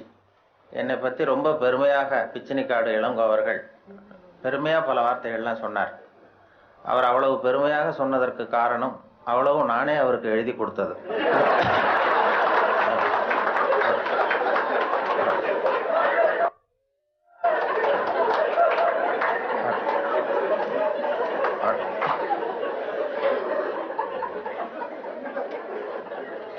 இவ்வளவு விவரமாக அவர் சொல்லுவார் என்று தெரிந்தால் இன்னும் கூட எழுதி கொடுத்திருப்பேன். அதனால அவருக்கு முதல்ல நன்றி சொல்ல வேண்டும். எனக்கு யாரும் பொன்னாடையெல்லாம் போத்துகிற பழக்கம் எனக்கு அதிகமாக அனுபவம் இல்லை. யாரும் போத்துறதில்லை. நானா போய் பேசிட்டு வருவேன். இப்படிப்பட்ட பொன்னாடைகள் இங்கே ரொம்ப அபூர்வமாக போத்துனது, அதுவும் இந்த இடத்துக்கு ரொம்ப அவசியம். அது குளிர் அதிகமாக இருக்கிறது. நான் காசு கொடுத்து பொன்னாடை போத்திக்கிறது உண்டு சில இடங்கள்ல. இதெல்லாம் கௌரவத்துக்காக போற்றப்படுகிற பொன்னாடை. காசு கொடுத்து பொன்னாடை போத்திக்கிறது உண்டு. நாங்கள் இந்தியாவில் மாதம் ஒரு முறை இப்படி போத்திக்குவேன். அது யாருன்னா எனக்கு இந்த முடி வெட்டுகிற நண்பர்கிட்ட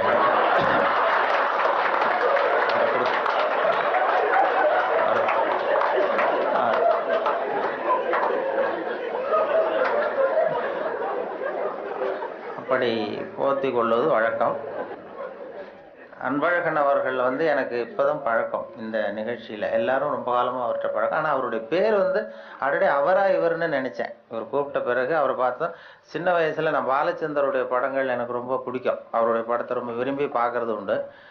அப்போ அந்த பட்டியலில் துணை இயக்குனர் அல்லது உதவி இயக்குனர் பட்டியலில் மா அன்பழகன் பார்த்த ஞாபகம் எனக்கு மனசில் பதிஞ்சிருந்தது.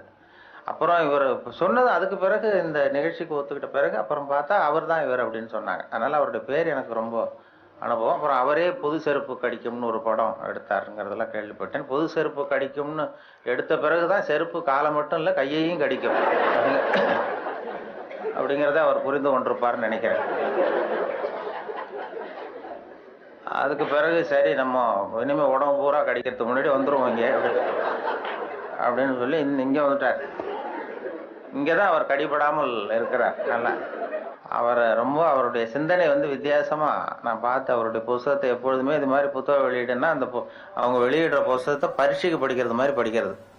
அப்போ தான் அதை பற்றி விவரமாக தெரியும்னு சொல்லி படித்து வச்சுக்குவேன். அவர் புத்தகம் அது மாதிரி ஆரம்பத்தில் சொன்னது மாதிரி செய்திகளை கவிதையாக்கி இருக்கிறாருன்னு சொன்னாங்களே, அது செய்திகளை கூட கவிதையாக்கலை, செய்திகள் ஏற்படுத்தின உணர்வுகளை அவர் கவிதையாக்கியிருக்கிறார். செய்தி அப்படியே கவிதையாக்கிப்பில்ல. இப்போ அது மாதிரி இப்போ ஒரு இதில் எங்கேயோ ஒரு இடத்துல பவுன் கிடைக்கிது, பூமியில் காங்கோவிலேயே எங்கேயோ பொண்ணு கிடைக்கிதுன்னு மனிதர்கள் சல்லடை போட்டு அலசுகிறார்கள்னு ஒரு செய்தி. யாரோ மண்ணில் பொண்ணு கிடைக்கிது, தங்கம் இருக்குன்னதும் மனிதர்கள்லாம் போய் கும்பலாக சல்லடை போட்டு சலிச்சுக்கிட்டு இருந்தாங்களாம். இது செய்தி. இதை இவர் பார்க்கும் பொழுது நானும் சலிச்சு பார்க்குறேன், ஒரு மனுஷன் கூட கிடைக்கலையே அப்படிங்கிறார். அதான் அது அப்படியே செய்தி ஆக்கல. இவர் அதை தன்னுடைய உணர்வுகள், அதாவது தமிழ்ல கவிதை எழுதுறதுக்கு கொடுத்து வைக்கணும் ரொம்ப. என்ன காரணம்னா, மொழியியல் அறிஞர்கள்லாம் என்ன சொல்றாங்கன்னா, மொழியெல்லாம் தெரிஞ்சவங்க, மற்ற மொழிகளில் கவிதை இருக்கிறது, தமிழ் கவிதையாகவே இருக்கிறது அப்படின்னு சொன்னாங்க. அப்படி அப்படி அப்படி கவிதையாகவே இருக்கிற ஒரு மொழியில கவிதை எழுதுறதுக்கு நாமெல்லாம் கொடுத்து வைக்கணும். தமிழர்களாக பிறந்ததுக்கும் கொடுத்து வைக்கணும். ஏன்னா நம்மளை விட மற்றவர்கள் நிறைய தெரிந்து வைத்திருக்கிறார்கள் தமிழை. அந்த வெளிநாடு போனவங்கலாம் சொல்லியிருக்கிறாங்க. அந்த இது நான் நயாகரா போய் அமெரிக்காவில் நயாகரா பார்த்தவங்க போயிட்டு பார்த்துட்டு என்கிட்ட பேசும்போது சொல்லுவாங்க, அங்கே நயாகராவில் நல்வரவுன்னு தமிழ் எழுதி வச்சிருக்கிறாங்களாம். அவங்க போய் கேட்டிருக்கிறாங்க, எதுக்கு இந்த ஊர்ல தமிழ் எழுதி வச்சிருக்கிறீங்களா? உலகத்திலே பெரிய அருவி இது, அதே மாதிரி உலகத்திலேயே பெரிய மொழி தமிழ், அதனால எழுதி வச்சிருக்கிறோம் அப்படின்னு சொன்னாங்க. அவங்களுக்கு தெரியுது. ஆனா நம்ம ஊர்ல இங்கிலீஷ்ல தான் எழுதி வைக்கிறோம் நம்ம. அது ஏன்னா அது இருக்கட்டும், இருந்துட்டு போட்டோம் அப்படின்னு. ஆனா அப்படி எழுதினாதான் கௌரவமா பாக்குறாங்க. அதனால அப்படி எழுத வேண்டியிருக்கு.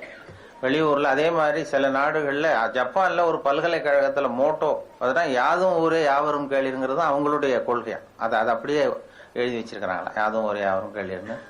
அதை விட சர்வேயர்னு ஒரு விண்கலம் அனுப்புனாங்க செவ்வாய் கிரகத்துக்கு. சர்வேயர் செவ்வாய் கிரகத்துல மனுஷன் இருப்பானா இல்லையான்னு சோதனை கண்டுபிடிக்கிறதுக்கு இங்க இருந்து அமெரிக்காவில இருந்து நாசாவில இருந்து விண்கலம் போச்சு. அப்போ என்னன்னா, அங்க மனிதர்கள் நம்ம விட முன்னேறியவர்கள், நாகரிகத்துல பெரியவங்க எல்லாம் இருப்பாங்கன்னு ஒரு சந்தேகம் அவங்களுக்கு.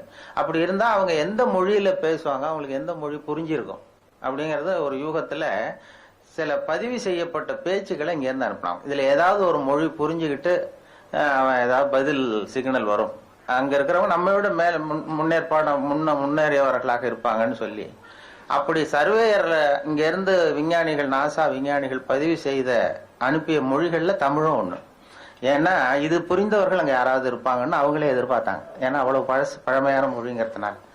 அதே மாதிரி இயேசுவனுடைய வழிபாட்டு கொள்கைகள், 10 கட்டளைகள், அந்த ஒலிவ மலையில 10 மொழிகள்ல கல்வெட்டு மலையில பொறிக்கப்பட்டிருக்கு. அதுல தமிழ் மொழியிலும் பொறித்திருக்கிறார்கள். இப்படிலாம் கேள்விப்படும்போது அது பொறிக்க வேண்டிய இடத்துல நம்ம ஊர்ல பொறிக்கலையேங்கிறது தான் கவலை. அப்படி நிறைய கேள்விப்படுகிறோம் அதை பத்தி. அப்படிப்பட்ட தமிழ்ல கவிதை எழுதுகிறதுக்கு அவர் கொடுத்து வச்சிருக்காரு. அவருக்கும் அதை அவங்க அம்மையார் சொன்னாங்க, அவங்க எல்லாருடைய வெற்றிக்கும் ஒரு காரணம் பின்னாடி ஒரு பெண்மணி தான் பின்னாடி இருப்பாங்கன்னா, அவங்க அவருடைய வெற்றிக்கு அவருடைய மனைவி தான் காரணம் அப்படின்னு சொன்னாங்க. அது வாஸ்தவம் தான். நான் என்னுடைய வெற்றிக்கு கூட என்னுடைய மனைவி தான் காரணம். ஏன்னா நான் முக்கியமான விஷயம் எழுதும் பொழுதெல்லாம் அவங்க பிறந்த வீட்டுக்கு போயிடுவாங்க. ஏதோ ஒரு வகையில எப்படியோ ஒரு வகையில உதவி பண்றதுதானே, அதுவும் ஒரு உதவி தான். அதாமல் செய்யாமல் செய்கிற உதவி. அதனால அவர்களை இந்த நிலைமையிலும் நான் ரொம்ப நன்றியோடு நினைத்துக் கொள்கிறேன். நானும் நான் 2 நண்பர்கள், நாங்க ஊர் சுத்தி பார்க்கறதுக்காக வந்தோம். உங்க ஊர் அழகை பார்க்கறதுக்காக வந்தவர்கள்.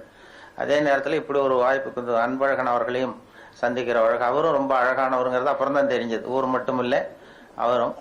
அதுல என்ன பொறாமைன்னா, அவருக்கும் 60 வயசு, எனக்கும் 60 வயசு.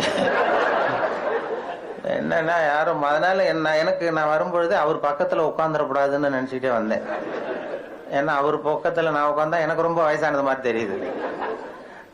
நல்ல வேலையாக என்னை தனியா கொண்டு போய் அங்க உட்கார வச்சது ரொம்ப மகிழ்ச்சி. அவர் நேற்று வரும்பொழுதே நானும் நண்பர்கள் 2 பேரோட வந்தேன். பொறியாளர் ஞானசுந்தரம் அவர்கள், தமிழகத்தினுடைய தலைமை பொறியாளராக இருந்து ஓய்வு பெற்ற வீரபத்ரன் என்கிற அண்ணாச்சி, அவர் வந்திருக்கிறார். 3 பேர் வந்தோம்.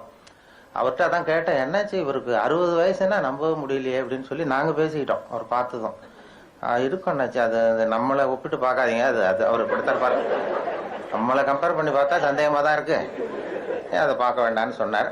அப்புறம் இன்னைக்கு பார்த்தோம், இன்னும் ஒரு 5 குறைஞ்சிட்டு வயசு அப்படின்னு. நேத்து பார்த்ததை விட இன்னொரு 5 வயசு குறைஞ்சிட்டுதே அப்படிங்கிறது மாதிரி பேசிக்கிட்டோம் நாங்க. அது ரொம்ப அபூர்வம், அழகா. அதை மனசு சுத்தமாக விட்டு அழகா இருந்தாதான் முகம் அழகா இருக்கும். அது உள்ளத்துல இருக்கிறது தான் மனசுல வரும். அந்த தெளிவான சிந்தனை, அந்த சிரிப்பு அவர் பார்த்தாரு. ஏன்னா வயசு குறையறதுக்கு எனக்கு சந்தேகம், எப்படி ஒரு குறைஞ்சது நேற்றை விடனா, வயசு குறையறதுக்கு இது வரைக்கும் யாரும் மாத்திரை கண்டுபிடிக்கல. மாத்திரை கத்திர சாப்பிடுவாரோ அப்படின்னாரு. ஒரு டாக்டர் கண்டுபிடிச்சாராம் வயசு குறையறதுக்கு மாத்திரை. அது என்னன்னா, ஒரு மாத்திரை சாப்பிட்டா 1 வயசு குறைஞ்சிரும், 1 மாத்திரை சாப்பிட்டா 1 வயசு குறையும்னு ஒரு டாக்டர் மருந்து கண்டுபிடிச்சார். ஒரு பாட்டி அம்மா போயிருக்கு, 90 வயசு பாட்டி போய், எனக்கு ஒரு பாட்டில் மாத்திரை கொடுங்க டாக்டர், எனக்கு வேணும்னு வாங்கிட்டு வந்து மறுநாள் அதே 90 வயசு பாட்டி 30 வயசு பொண்ணா போயிருக்கு அதே டாக்டர் கிட்ட. இடுப்பில் ஒரு கை குழந்தை, அது சட்டை கிட்ட போடாமல் கட்டவரில் ஆயில் வச்சுட்டு ஒரு வயசு குழந்தை உட்காந்துருக்கு. இது இப்படியே தூக்கிட்டு போய் அந்த டாக்டர்கிட்ட, டாக்டர் நேற்று நான் ஒரு பாட்டியாக வந்தேன், ஒரு மாத்திரை சாப்பிட்டா ஒரு வயசு குறையும், நீங்கள் நான் ஏதோ ஒரு ஆர்வத்தில் ஒரு 30-40 மாத்திரையை சாப்பிட்டேன் ஒரே நாளில், இதை பாருங்க இப்படி ஆயிடுது அப்படின்ட்டு கை குழந்தையோட போய் நின்றுருக்கு. அதுக்கு டாக்டர் சொன்னாராம், ஏமா இதுக்காக வருத்தப்படாது, சந்தோஷப்படு, எல்லாரும் வயசு குறையணும்னு தான் நினைக்கிறாங்க, உனக்கு வயசு குறைஞ்சிட்டு நீ சந்தோஷப்படு, இதுக்கு ஏன் வருத்தப்படுறேன்னு இருக்காரு. அதுக்கு அவர் சொன்னார், அதுக்கு அந்த அம்மா சொல்லிச்சான், அப்படி இல்லை டாக்டர், என்னை பத்தி பரவாயில்ல, நான் 30 வயசு ஆயிடுது, இடுப்புல பாருங்க கை குழந்தை, இது ரொம்ப ஆர்வத்துல ஒரு 70 மாத்திரையை சாப்பிட்டுட்டு, இது என் வீட்டுக்காரரு.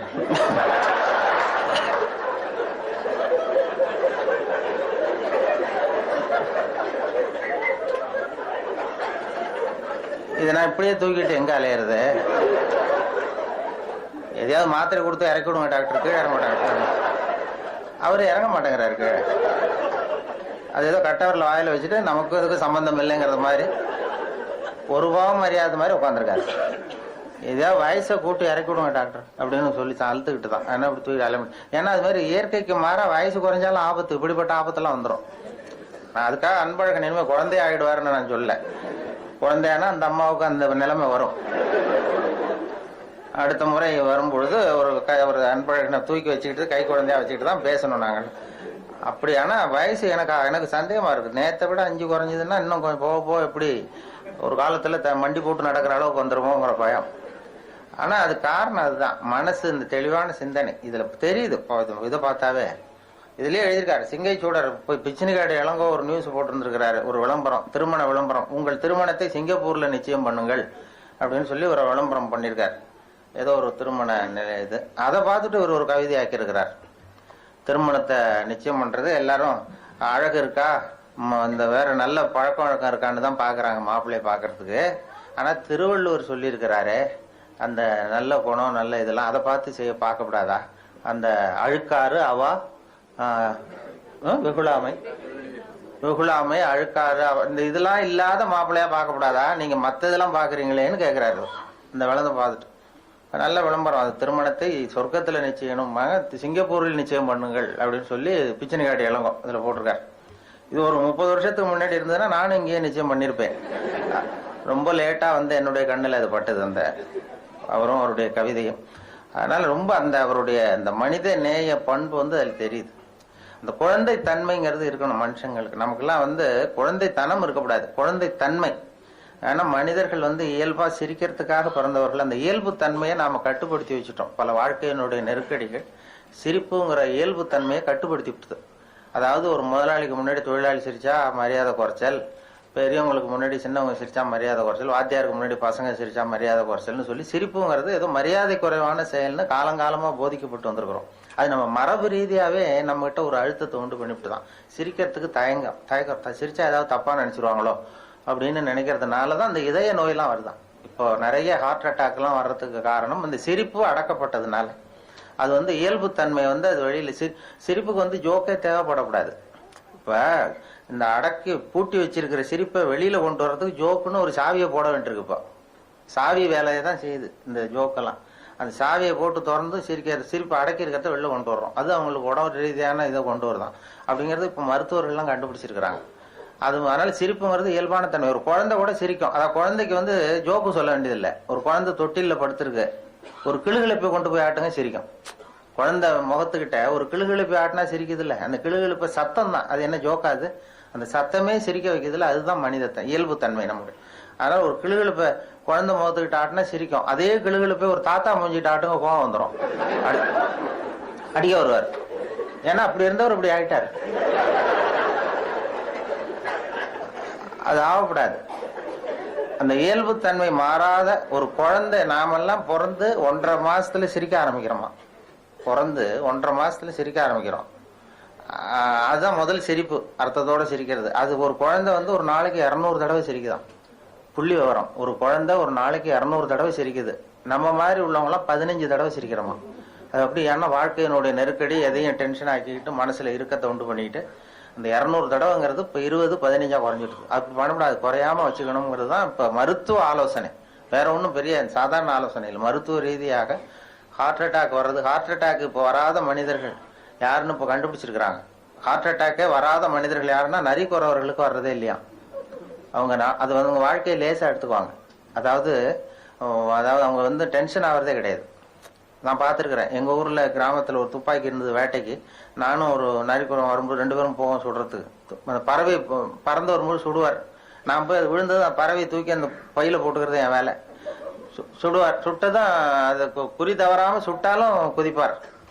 அவர் குறி தவறி போனாலும் குதிப்பார்.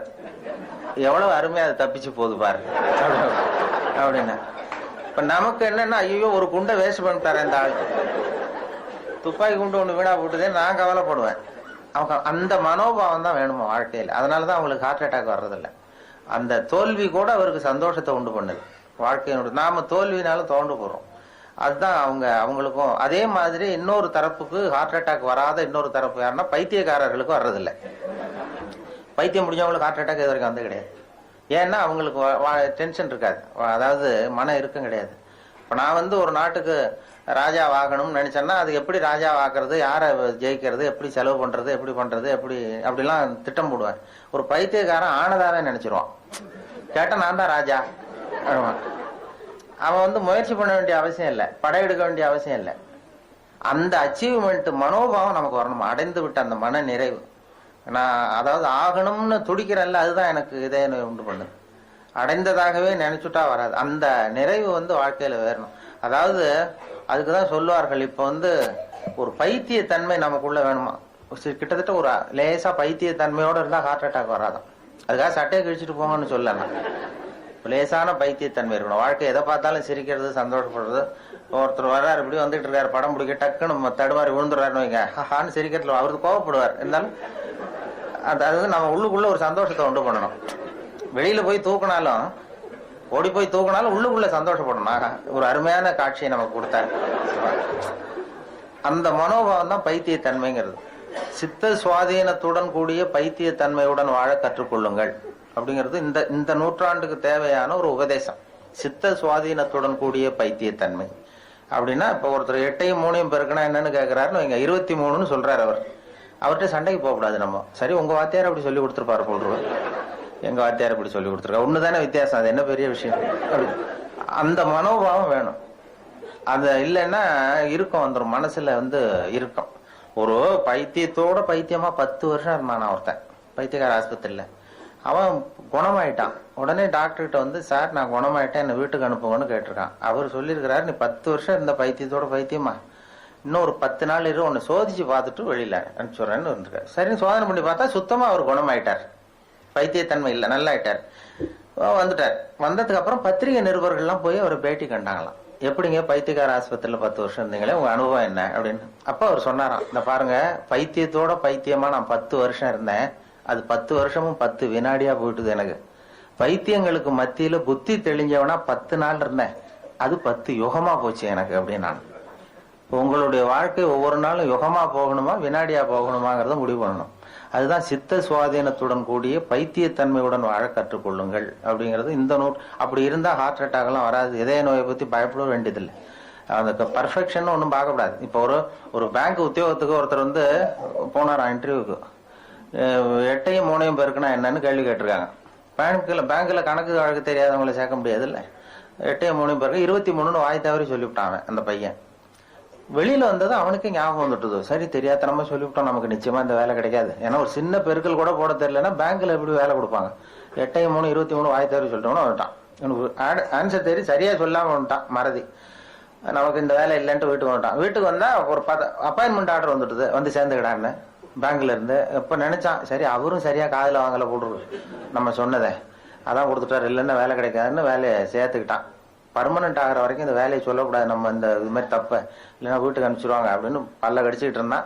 வேலை கிடைச்சது. அதுக்கப்புறம் போய் மேனேஜர்கிட்ட சொன்னான், சார் இங்க வேலைக்கு வரும்பொழுது என்ன ஒரு கேள்வி கேட்டுங்க, 8ஐயும் 3ஐயும் பெருக்குனா என்னன்னு நான் வந்து வாய் தவறி 23ன்னு சொல்லிட்டேன், நீங்க வந்து அதை நீங்களும் அதை சரியா கவனிக்கல போல் இருக்கு, அதனால எனக்கு வேலை கொடுத்துட்டீங்க சார், ரொம்ப தேங்க்ஸ் அப்படின்னு இருக்கான். அப்ப அவர் சொன்னார் அந்த மேனேஜர், இந்த பாருப்பா, நீ இன்டர்வியூக்கு இங்க வந்த அன்னைக்கு மொத்தம் 294 பேர் வந்தாங்க, உன்ன மாதிரி இன்டர்வியூ வந்தாங்க. அத்தனை பேருக்கிட்டையும் இந்த கேள்வியை கேட்டோம், 8ஐயும் 3ஐயும் பெருக்குனா என்னப்பான்னு கேள்வி கேட்டேன், நீ சொன்னதுதான் நியரஸ்ட் கரெக்ட் ஆன்சர்.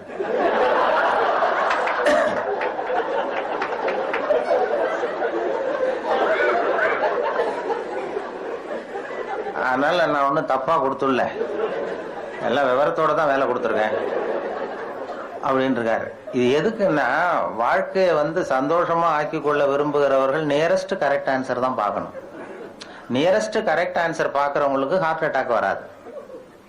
எதையும் துல்லியமா இருக்கணும்னு சொல்லி ஒரு இறுக்கத்தை ஏற்படுத்தி கொள்ளாதீர்கள்ங்கிறதுக்காக சொல்லப்படுகிற உபதேசம்.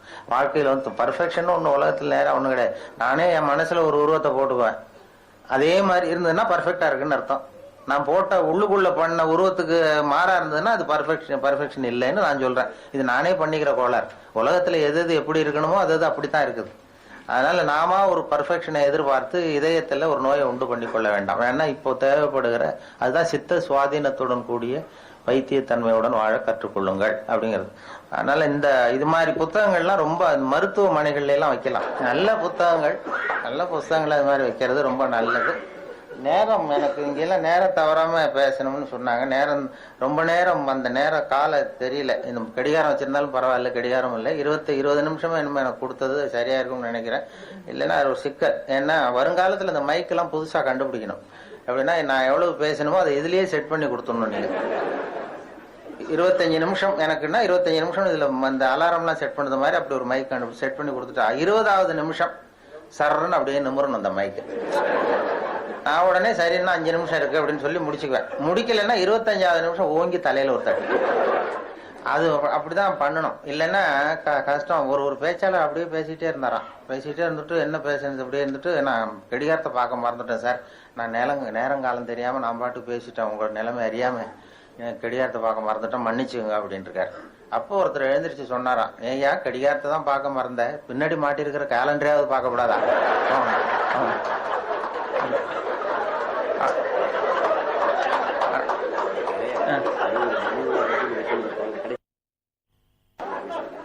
அதனால முடிக்கிறது வேற. ரெண்டாவது இந்த மணி விழாங்கிறது அவருக்கு பாருங்க, அவருக்கு நம்முடைய வாழ்த்துக்களை தெரிவிக்கணும். 60 வயது மணி விழாங்கிறது.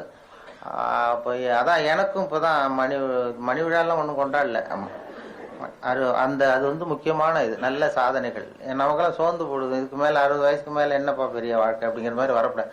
அது நல்ல ஒரு மற்றவர்களுக்கு வழிகாட்டியாக இருந்து இதை செய்யறார். நான் வந்து அவரை பற்றி முன்னாடி தெரியாத தவிர பிறகு நிறைய தெரிந்து கொண்டேன். அவருடைய புத்தகத்திலிருந்தும் அவருடைய இதெல்லாம் பார்த்து தெரிஞ்சுக்கிட்டேன். அதனால அவருடைய புத்தகங்கள் ரொம்ப இதா இருக்கு.